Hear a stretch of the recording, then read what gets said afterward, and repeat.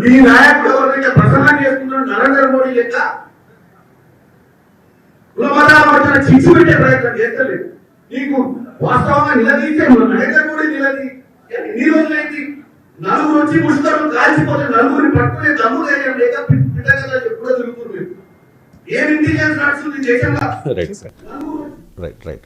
కాంగ్రెస్ నాయకులు ఎవరైతే ఈ తరహా వ్యాఖ్యలు చేశారో వాళ్ళందరూ కూడా సూడో సెక్యులరిస్టులు, వాళ్ళు పాకిస్తాన్ వెళ్ళిపోవాలి అని పవన్ కళ్యాణ్ అంటూ ఉన్నారు. వెళ్ళిపోవాల్సిన అవసరం పాకిస్తాన్కి ఎందుకు వెళ్ళిపోవాలి? మన జైల్లో పెట్టాలి. పాకిస్తాన్ భాష మాట్లాడమని గౌరవప్రదంగా దయచేసి మీరు వెళ్ళిపోండి అంటాడు పవన్ కళ్యాణ్. నాకు అర్థం కాని అంశం, భారతదేశ పౌరుడై పాకిస్తాన్ జిందాబాద్ అంటే దయచేసి అని రిక్వెస్ట్ చేస్తామండి. నాకు అర్థం కాదు. ఈ దయచేసి ఏంటండి? ఇది క్రిమినల్ యాక్ట్, జైల్లో పెట్టండి. క్రిమినల్ యాక్ట్, నేరస్తులను దయచేసి అని రిక్వెస్ట్ చేయరు. ఎందుకు చేస్తాడో పవన్ కళ్యాణ్ నాకు అర్థమవుతలేదు. పాకిస్తాన్ భాష మాట్లాడని గౌరవప్రదంగా పాకిస్తాన్ ఎందుకు పంపిస్తామండి? భారతదేశంలో భారత పౌరుడై జిందాబాద్ పాకిస్తాన్ అంటే నెక్స్ట్ మూమెంట్ జైల్లో పెట్టాలి. పాకిస్తాన్ పౌరుడు అనుకోండి, అప్పుడు కూడా మనం డిటైన్ చేసి, ఎందుకంటే ఫారిన్ సిటిజన్ కనుక డిపోర్ట్ చేస్తాం. ఇండియన్ సిటిజన్ డిపోర్ట్ ఎందుకు చేస్తాం? నాకు అర్థం కాదు. పాకిస్తాన్ పవన్ కళ్యాణ్ చెప్పాలి ఆన్సర్ నాకు. ఇండియన్ సిటిజన్ అయి యాక్ట్ ఆఫ్ సెడిషన్ కదా ఇది? రాజద్రోహం, దేశద్రోహం కదా? మన శత్రు దేశాన్ని, మన దాయాది దేశాన్ని పొగిడినా, జిందాబాద్ అన్నా ఈ దేశ చట్టాల ప్రకారం కఠినమైన శిక్ష కరువుడు. దయచేసి పొమ్మని చెప్పాల్సిన కర్మ మనకేం పట్టలే భారతీయులకు. ఎందుకు రిక్వెస్ట్ చేయాలండి? అంటే మనం పాకిస్తాన్ డిపోర్ట్ చేస్తాం, మనకేం పని లేదా? జైలేసి లోపలేసి చట్టం ప్రకారం శిక్షిస్తాం. మరి ఎందుకు పాకిస్తాన్ పంపాలనుకుంటాడో తెలియదు నాకు పవన్ కళ్యాణ్. నేనైతే జైలు వేయాలంటాను, అందులో డిస్ప్యూటే లేదు. చట్టం ఏం చెప్తోంది? గౌరవప్రదంగా దయచేసి వాళ్ళని పొమ్మని చెప్తామా? భారత పౌరుడండి. భారత పౌరుడైన తర్వాత దేశభక్తి నాన్ నెగోషియబుల్, జాతీయత నాన్ నెగోషియబుల్. దీంట్లో చర్చ లేదు, దీన్ని నెగోషియేట్ చేస్తున్న స్కోపే లేదు ఇక్కడ. భారతదేశంలో ఉంటూ నువ్వు వేరే దేశానికి జేజేలు పలికితే ఇది clear case of criminal act. మరి ఎందుకు పవన్ కళ్యాణ్ డిమాండ్ చేయడం లేదు కేసులు పెట్టమని? ఎందుకు మరి ఆంధ్రప్రదేశ్ వాళ్ళైతే ఆయన ఆ ప్రభుత్వమే కేసులు పెట్టాలి, బయట వాళ్ళైతే నరేంద్ర మోడీ రిక్వెస్ట్ చేయాలి? నాకు చెప్పండి, పాకిస్తాన్ పొగిడినందుకు ఏ భారత పౌరుడి పైన మోడీ ప్రభుత్వం కేసు పెట్టింది చెప్పండి ఇంతవరకు?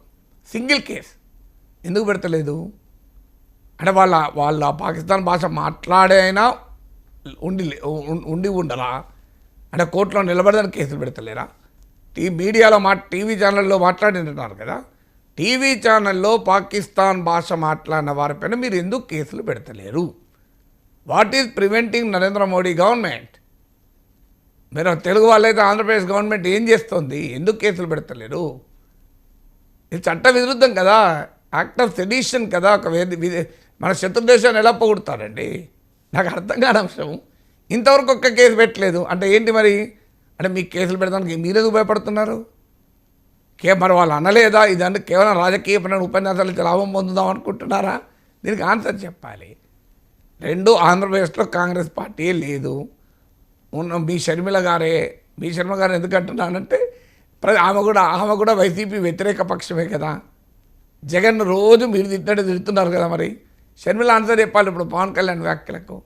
ఆంధ్రప్రదేశ్లో కాంగ్రెస్ పార్టీ, ఇప్పుడు ఆంధ్రప్రదేశ్లో ఉన్న రాజకీయం ఏంటి? ప్రో జగన్, యాంటీ జగన్ రాజకీయాల్లో చూస్తే ఈమె యాంటీ జగన్ శిబిరంలో ఉంది కనుక నేను మీ అంటున్నాను. లెక్క ప్రకారం మీ అనే స్కోపే లేదు. నేను కాంగ్రెస్ పార్టీ వీళ్ళు ఎన్డీఏ. కానీ ఆంధ్రప్రదేశ్లో ఉండే స్పెసిఫిక్ పొలిటికల్ కాంటెక్స్ట్లో జగన్ వర్సెస్ అదర్స్ కదా. ఎందుకంటే జగన్ వ్యతిరేక రాజకీయ శక్తుల ఐక్యత కదా పవన్ కళ్యాణ్ నినాదం. ఆ కాంటెక్స్ట్లో నేను చెప్తున్నా, జగన్ వ్యతిరేక రాజకీయ శక్తులందరినీ కలపాలి అన్నది పవన్ కళ్యాణ్ విధానం కనుక జగన్ వ్యతిరేక రాజకీయ శక్తులను షర్మిలమ్మని అడగాలి ఆన్సరు. సో అందువల్ల ఫండమెంటల్ క్వశ్చన్ ఇక సెక్యులరిజం, సూడో సెక్యులరిజం. అసలు దీనికి సెక్యులరిజానికి ఏం సంబంధం అండి? నాకు అర్థం కాని అంశం. సెక్యులరిజానికి ఏం సంబంధం? ఓకే, మతం పేరు అడిగి చంపరు, అప్పుడు ఊకుందామా? మతం పేరు అడిగి చంపినన్నది వాస్తవం. అది అక్కడున్న పర్యాటకులే చెప్తున్నారు. ఎవడన్నా పిచ్చి ప్రేలాపన చేసి మతం పేరు అడగలేదంటే నేను నిన్న కూడా తప్పన్నాను అది. సో బట్ మతం పేరు అడగలేదు అనుకుందాం, అప్పుడు ఓకేనా?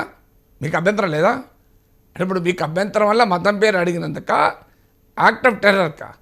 భారత భూభాగాన తుపాకులు పెట్టి భారతీయుల్ని చంపుతుంటే మతం పేరు అడిగినా అడగకపోయినా అది దాడే కదా. పైల్గాంలో మేము జరిగింది కాదు, పుల్వామా తీసుకుందాం, ఎవరు మతం పేరు అడగలే, మరి